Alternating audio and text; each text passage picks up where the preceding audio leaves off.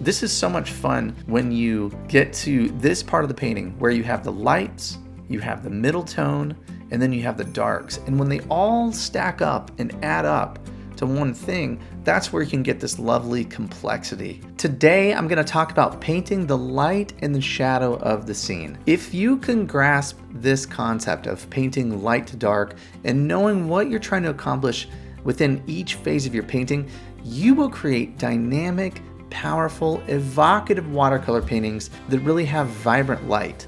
As always, the first thing that I do is lay out my drawing in the scene. And this gives me a good idea of the composition, and it lets me just plan out the painting. Now, once the drawing is done, that's when I wet down the back of the paper and the front of the paper. Now, by having each side of the paper damp, the paper stays wet longer, and it gives me more time to think through the individual light colors that are all around the scene. And that's what we're paying attention to in this first wash, is the lights of the scene, the lightest values. There's little nuances in the light values. There's color, there's warmth, and I don't want to just leave all that as the white of the paper. So you notice here, I've dropped in some lavender and a little bit of raw sienna for the lightest color of this house. Now, while the paper is damp, I dropped in a little bit of this green color, and those little nuances will really show up later on in the scene. And so I'm really focusing on the light areas of the scene. So everything that's in light, we want to pay attention to now. And even this car that seems bright colored in the reference photo, there's a little bit of color to that. And so I have a little bit of warmth on the bottom and a little bit cooler areas on the side. And now I'm laying in some green for the grass. And I'll be going over some of this again. On the reference photo, there's quite a line between where the grass is and where the driveway is. There's a difference in value. The driveway is a lot brighter than the grass. So I want to drop in some light values for the grass now, knowing that later on, I can get that definition by going over some of that again. I'm using some raw sienna, some cobalt turquoise, and here I'm using more raw sienna and lavender for those two differences in color. Adding some more green down to here and the other areas that are green. The light areas of the bushes that I'll paint around, the bits of grass that I'll paint around, all that I want to think about in this first wash of the painting. Remember, I did dampen both sides of the paper, but as the paper sits there, I can still get some hard edges when I want to because the paper will dry as I work on it. So if that's important to me to get some hard edges, that's still possible because I'm not making the paper just sopping wet, right? I'm just dampening the back, dampening the front, and I like that flexibility because it gives me time to work wet and wet. But if I do need a hard edge, if there is something I need to paint around, I can still do that if I need to, once the paper sits for a little bit. And I went ahead and laid in the light value for the tree. I know that I'm gonna want the light to be really hitting the side of that tree, so I wanted to drop in some of those lighter values now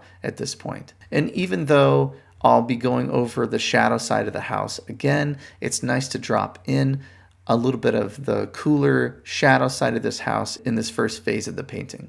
And for this little bit of warmth, I'm using some raw sienna and some raw umber. The chimney color has more burnt sienna in that. So that's where I get that red color. Using burnt sienna for the brick, the light part of the chimney. And again, I'm just letting those colors fuzz into each other. That seems scary and we don't like that. We feel like things are out of control. But you know, in this first phase of the painting, there's a lot more fluidity, and I can let those colors flow into each other, and the middle values and darks are really going to create the separation that's needed in the organization. So I decided to go ahead and leave the side of this house the white of the paper. Now I'm moving up into the sky using some cerulean and cadmium blue, and you can see even now that white is really popping out against the background because I went strong enough on the sky and strong enough on my other values. And once I get to this phase of my first wash, you'll notice I'm using a smaller brush, and watercolor timing is important. Because I'm using that smaller brush that holds less water, I'm not worried about water just flowing down the paper and blooming and messing up what I've already done. So when you need a little bit more control, use a smaller brush, preferably a synthetic brush. They tend to hold less water than a natural hair brush, and that way you're not coming back in here and creating a cauliflower or a big bloom that just messes up the wash that you've already laid down. And here is what the paper looks like once I have laid in that first wash and let everything dry. So you can see I've established the lightest values all around the scene, these areas in light, and I did end up leaving some of the white of the paper for this vibrant house that's catching the light over here.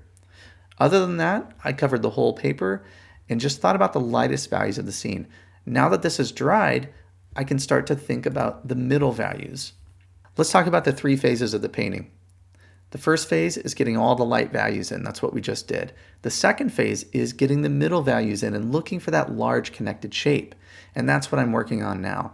And then the third phase would be the darks and the details to really wrap up the whole scene. So for now, I'm starting over here on the left, and I'm working left to right, and I'm trying to see the trees, the shadow, all as one connected shape. So that takes a lot of practice to do. Look at your reference, squint, and find those values that are similar to each other and try to group them together.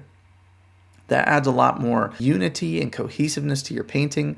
Instead of a lot of little broken up marks that are all over the scene, this can really bring a fresh feeling and a more unified feeling to your painting. So over here, I'm starting with the tree. I'm working with Cobalt Turquoise and Raw Sienna. And I'm, again, working my way left to right. I'm using my calligraphy brush for these trees. I like that I can load it up. It holds a lot of paint, but also I can get a nice broken edge if I want to use the side of it for the foliage. And typically what I do here, I'll drop in the middle value for the tree, and then I'll come back in and I'll put in some of those shadows while that shape is still damp and let those shadows just kind of softly melt into that shape. I wanted to go right from the tree into the shadow shape on the roof. And again, this is hard to see this way, but squint it to your reference, try to find those values that are close enough that you can make that connection between them. It does take some practice to get used to painting in this way. And I wanted to have that dappled shadow look. I'm not covering every bit of the house. I'm leaving little broken up areas because that was part of the charm of this scene, was just seeing that light, those dappled shadows on the house and the car on the roof. And I'm pulling that shadow over here because I know I want to connect it right into that. And for that cooler shadow, I'm using some lavender, some raw sienna, and some neutral tint to get to that color. Kind of a cool gray color for the shadow. And from the shadow, I'm going right into the value of the car. Notice the back side I wanted to leave in light. I'm coming in with the shadow side of the car and connecting it right into the grass. Remember I said the grass needed to be a darker value than the driveway? Well, that's what I'm doing now. I'm connecting that right in there. And if there are little bits of that green that I want to leave behind to suggest some texture, I can do a quicker brush stroke and leave some of that behind. I didn't want to cover up everything I did. That little bit of texture is a nice touch for that. All right, and now that I'm done with that, I'm going to go back up to here and continue working into the shadow shape of the trees, connecting the shadow. And I'm doing the same thing. I have another color of green that's a little more vibrant, a little stronger, and I'm going over this again, leaving a little bit of that green behind from my first wash. It's very tempting to try to get to that value, that strength within your first wash, but a lot of times it's going to take 2. Or if there's a separation, like you have the driveway and the grass, often we want to paint the driveway and the grass within all the same wash, but be a little patient, take your time, understand that we're building something here, and in order to build something, we need to know what we're trying to accomplish in each phase of the painting. So again, I'm gonna keep coming back to this because it's the hardest thing for students to understand. It was one of the hardest things for me to understand, but really thinking about those 3 phases, the lights, the middle tones, and the darks and the details.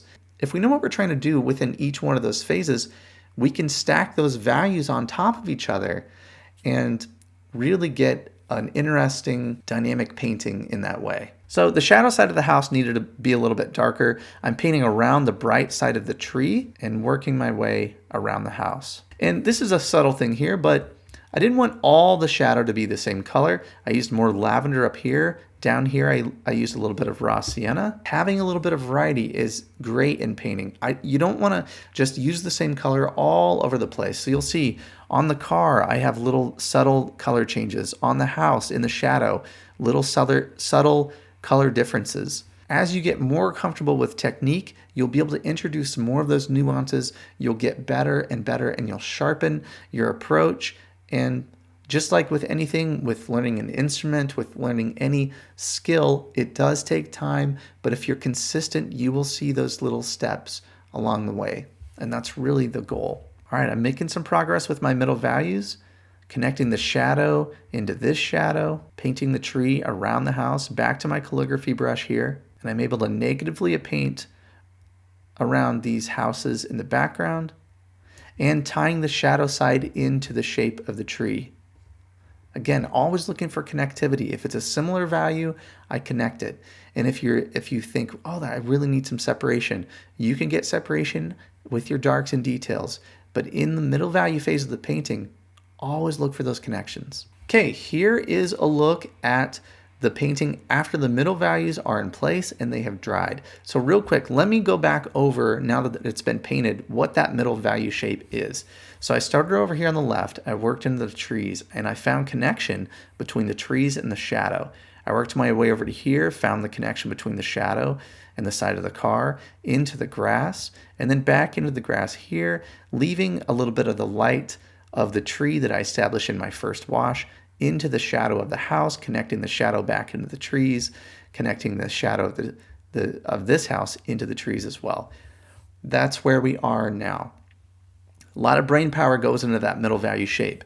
Now let's get into the darks and the details. This is really probably the most fun part of the painting process. It's a little less of a mental load than the middle value shape. Not that you can just turn your mind off. You can really take your time and keep stepping back during this process. So the first thing I'm doing is starting with some darks over here on the house, little bits of detail. You'll notice I'm using my smaller synthetic brush this time. A lot of this is neutral tint, lavender, just a darker, thicker amount of pigment. I'm not super concerned with the color here, more the consistency. The consistency would be not quite a butter consistency, which would be like paint straight out of the tube, but more of like a thick cream consistency. Earlier I mentioned if there's separation between the shapes, you can get it with your darks and details. That's a good example of that. I ran the shadow from the house right into the tree, and then when I needed some separation, I knew I'd come back in and get that with my details. And the fence line, the little bits of details around the house, I'm getting that in now. Now we're getting back over to this other house, painting the shadow side. So we had to do shadows in phases here. Because this was a darker value than the driveway, I needed to paint it second. And I also knew that there'd be a darker shadow on top of that as well. So that's why these shadows needed to be within the darkest, within the final phase of the painting and be darker value than the middle value grass. It's kind of a puzzle. You have to take your time and think about that technique and what this particular scene needs, the order of operations. The more you can think through those things, the better off your paintings are going to be. And now I'm getting the tree in, and you can start to see a separation between the middle ground of the painting and the background of the painting. And that's very important. I like that separation. Texture pulls an area forward. So when I get that dark texture, that allows this tree to move forward, and we're starting to get a good feel for what's important in our painting at this time. Back in with a little bit of my calligraphy brush to finish off this tree.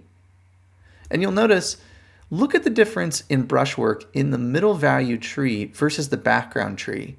You can tell those are trees back there, but I don't want that same broken up dry brush consistency all over the painting. That's one thing I see in students' work quite a bit, is they think, well, if that looks good on the tree here in the middle ground, it's going to look good in the background as well. And that's just not the case. We have to work to minimize the background and really let it sit back. And what happens is when we use that same texture all over the place, every part of the scene has the same level of emphasis. And we know that when we emphasize everything, then we're really emphasizing nothing. So save that texture, save the contrast, save your most vibrant colors for the key areas of your painting. Minimize the background, use more broken brush marks in the middle ground to let that area of the painting really have the importance that it needs. All right, getting into the darks. This is so much fun when you get to this part of the painting where you have the lights, you have the middle tone, and then you have the darks. And when they all stack up and add up to one thing, that's where you can get this lovely complexity. I love to paint the light in the scenes, and that's what I get excited about. That's why I stop and take reference photos, because I love those subjects. And the way to get those subjects to really work for you in watercolor is that approach, that three-step approach. You got to think about the full value range. Earlier on in my work, I'd have everything kind of in that light value range, and I just didn't understand why the light wasn't as vibrant as I wanted it to be. And it's because I didn't have that full range of values. Lights, midtones, and darks, that's the way forward in painting. Working into some of the detail. And you'll notice, remember that little touch of green I left right here, all the way back in the beginning of the painting? That adds a little bit of interest to this area. If that was just white, just like everything else, it's just not quite the same. As you get used to this technique of working and knowing what you want to do in each phase of the painting, you'll know that I'm going to set this up for myself later, and I know that that subtle little thing will make a difference down the line. So getting the shadow under this car is important, getting these details. And again, just like the tree, all of a sudden the car is coming forward. Okay, the other thing I wanted to do was one more wash over the grass. I felt like it needed even a little bit more texture to bring it forward. Where it needed to be in the painting. There is a look at the final painting, and I love scenes like this with vibrant light and character. So the next painting you do, think about how can I capture the lights, the midtones, and the darks, and come up with your game plan, and your paintings will be so much better for that bit of thoughtfulness. Have you ever been really excited about a painting and you get all set up, you find that right reference that you're excited about, and then it's time to go and you feel lost? You ever had that experience? Well, I have a free resource that I want to give to you today that can help with these problems. My 5 steps to plan a successful watercolor painting. I walk you through the crucial planning phase of your painting that will help you understand what you're going to paint first, second, and third. The planning is really so important, especially in watercolor. This medium is harder to correct. It's so immediate. So having that plan is very important. I send you a PDF that you can download. And the great thing about this is you can have it on your phone, you could print it out, and you can take a look at these crucial planning steps before you start each painting. All you have to do is follow this link here and download my 5-step guide to planning a successful watercolor painting.